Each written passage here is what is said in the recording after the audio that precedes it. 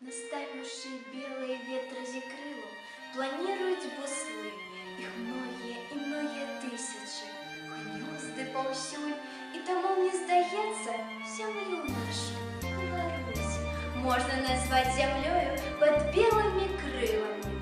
Якая яна, моя земля, это золотые поля збожены, синими почками с косяком, светлая от берез гаи, что оглухнет душиных звон, и пущи, подобные на хмары, пущи, где гордо несут свои короны олени, это бесконцые реки, у яких плещутся бобры и рыба на заходе.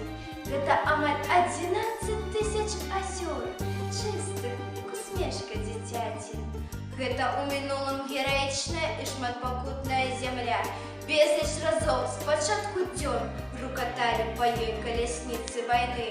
Але мы, дети Беларусі, ганарымся тым, што ў гэтых войнах яна ніколі не была агрэсарам.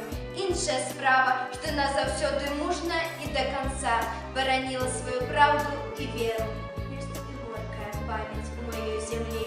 Ды як іначай, калі кожны чацвёрты жыхар Беларусі загінуў у апошнюю вайну.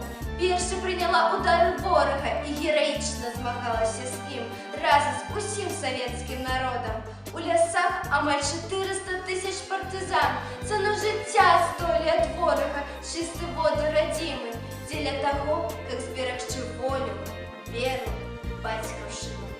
Как спустошенная войной краіна оживилася радостью и светлом, заквітнела садами и здзіўляла цудоўнымі будынками. Ось на якой землі мы живем,